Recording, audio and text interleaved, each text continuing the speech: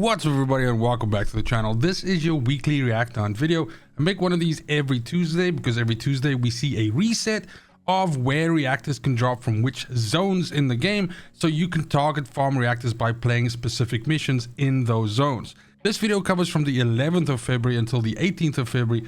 Basically how I compile this information is I have a list like this which has all of the descendants in the game right now with their best in slot reactors.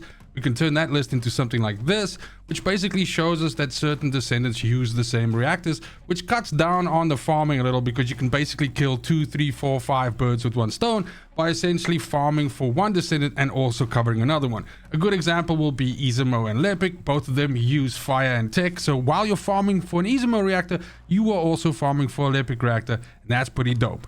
So this week we are not seeing a lot of farms, but it is pretty much time for us to start farming fire reactors. It's pretty much been revealed now that the next ultimate descendant is going to be Blair, and also our next descendant that's joining the group is also going to be a fire descendant. So we better start stocking up on those fire reactors.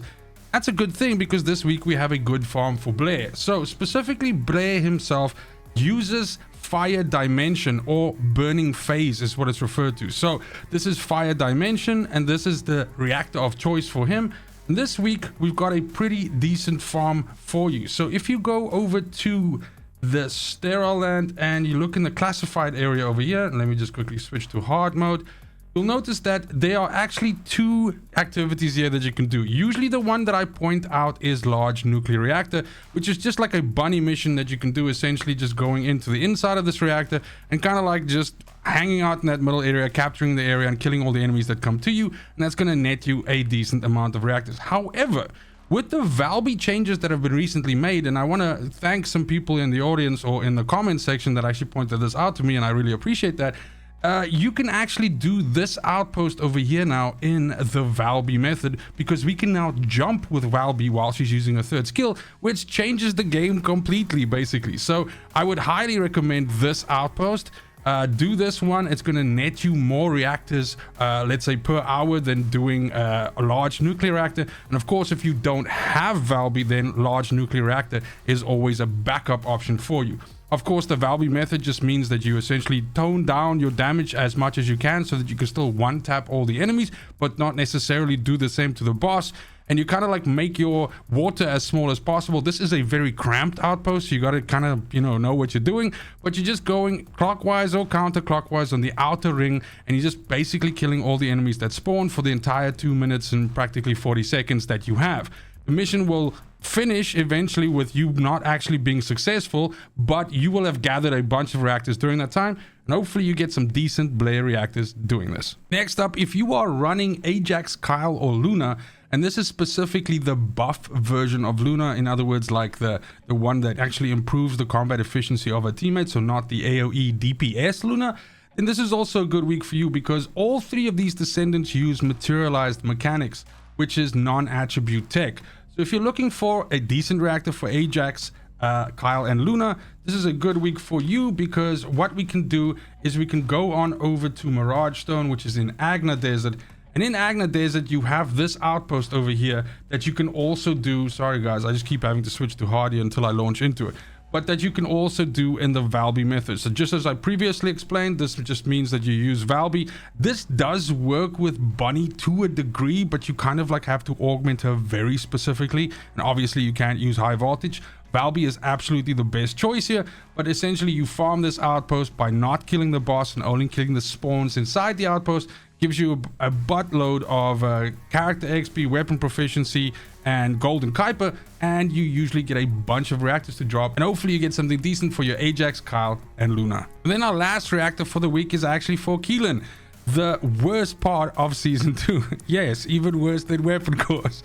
But yeah, unfortunately, Keelan is a little bit of a disappointment. At the very least, he was for me. If you're a Keelan main, I'm sorry, but not sorry. But Keelan uses two different kinds of reactors depending on which skills of his you want to focus on. Let me explain. So that's weapons list.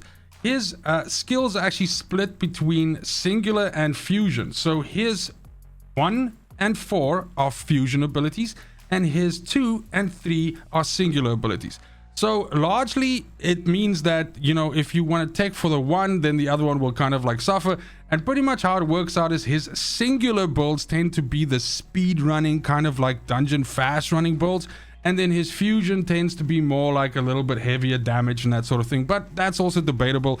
I think it's largely thought that the best build for him features singular.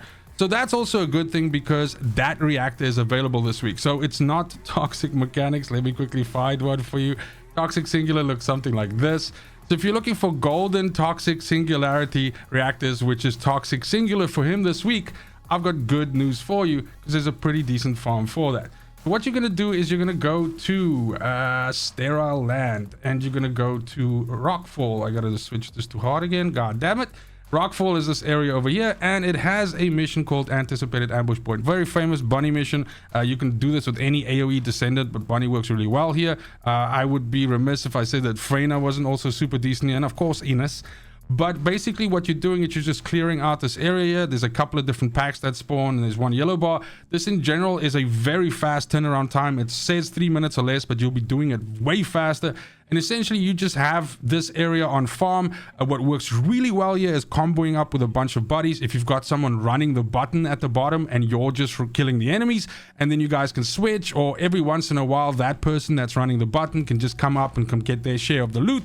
It can actually cut down on the farming time a lot, and you can grab a whole bunch of reactors out of this area, and hopefully a decent one for your Keelan. Then I do make it a point to call out every week as well if there are decent external component farms. You might still be wanting to build yourself a farm set, and so that's also something that you can search for in the game by essentially going here and selecting one of the 4 different external component types instead of reactor. Now this week we actually have 2 decent farms for 2 different kinds of external components, and that makes sense since we don't have that many decent farms for the rest of the stuff. So if you're looking for sensors, we have Repository over here. Repository has a mission in it called Kuiper Mine. And Kuiper Mine essentially is one of these where you dismantle the mines. So you trigger the main objective and then you have to dismantle the mines by standing in them. You're not going to do any of that shit. You're going to stay in the middle of the area, basically just in the small area here, and you just kill all the enemies that spawn. Once again, a AoE descendant or descendant that automatically shoots the enemies while you just concentrate on moving, like Bunny, works really, really well for us here. Basically, all you're doing is you're just letting the clock run out and you're just letting the entire 5 minutes pass while you kill every single enemy and collect the loot that they drop. This is decent weapon XP, weapon proficiency, gold Kuiper, and then instead of getting a multitude of reactors to drop, you're actually going to see a bunch of sensors drop, which is exactly what you want. And then we also have memory. So memory also has a decent spot this week. Vermilion Waste over here. Guess what? We have an outpost, and you know what that means? It's Valby time. So you're going to go in there, you're going to do it the Valby method, and instead of reactors dropping, you're going to see a lot of these memory modules dropping. Hopefully you get a decent external component from there as well, and you're good to go.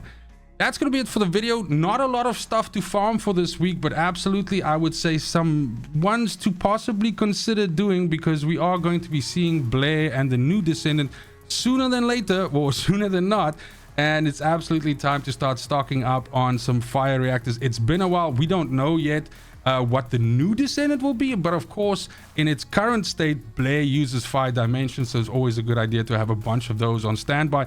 Blair is not what I consider the most popular Descendant, so a lot of players might not actually have a lot of these reactors on standby, so now's the time to stock up. Other than that, as usual, fucking cheers.